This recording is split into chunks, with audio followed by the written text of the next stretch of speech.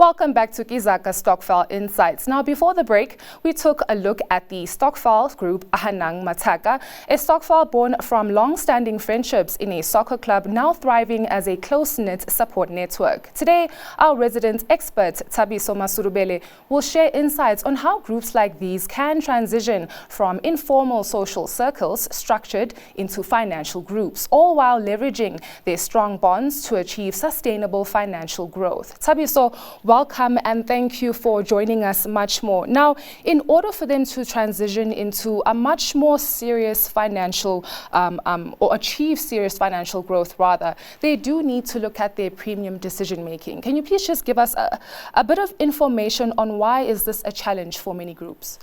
Hi, Nonto. Thanks for having me. I think the process of decision making around the premium has always been a challenge because you've got a situation where Stokvels sit around as a group and say, ask the right questions. So, for instance, they'll say, what can we afford? And then people say, we can afford 200 Rand a month each.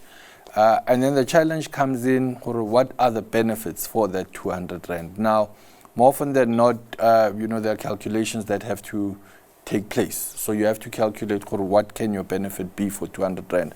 So for instance, if you are contributing 200 Rand as a group and you want to get a benefit of 20,000 Rand, that's going to be very difficult and challenging if you follow the mathematical procedures, simply because a certain amount of money can only get you so far. So more often than not, people say this is a figure that looks good.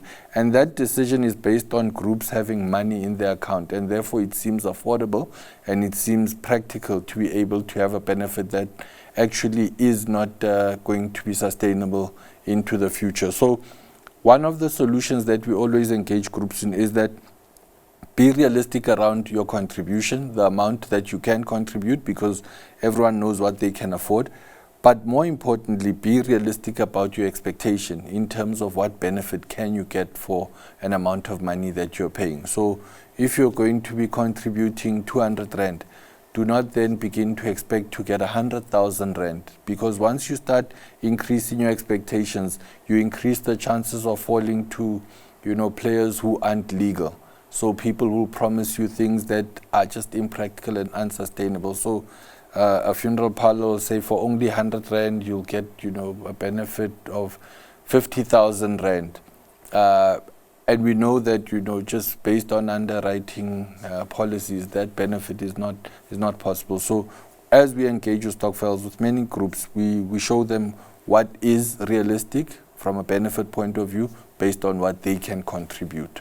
Now, with Ahanang, they don't seem to struggle with the issues of longevity.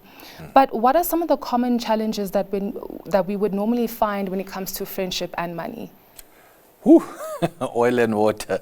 So friendship and money is always a sensitive subject. I think there's a very fine line, between being in something as friends or wanting to start something that has money in the middle. So we always say it's a good foundation, it's a great place to start, but then the rules must be set up from the get-go.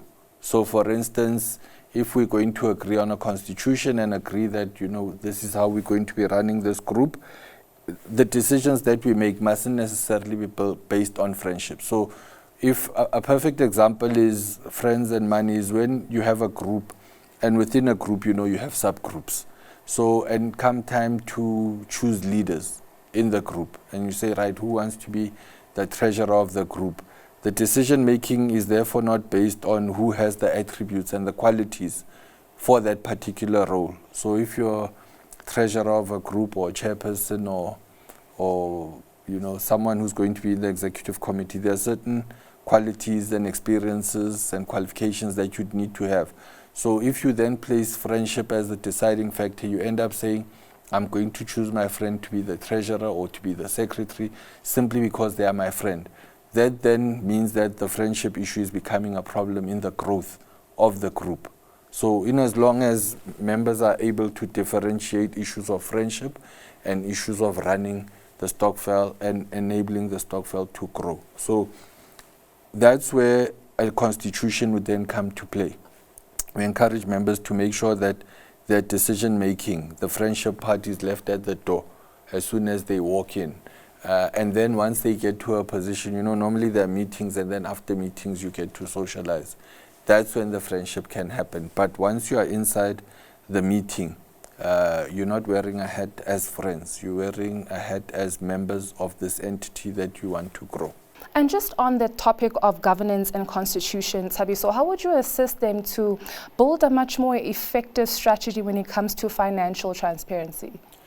I think what we do on a daily basis is sit with Stokvels and take them through what their goals are, and then have a template of what a constitution looks like. And in that constitution are issues of transparency, issues of discipline, issues of, you know, are there consequences for certain behaviors and so on. But we make sure that there's a constitution, which is their guiding document, that will enable them to operate for years to come. Well, we'll hold that thought, because there's still so much more for us to explore when it comes to legacy and continuity as well, because there's new challenges every single year. So please do stay with us. We will be back after this short break.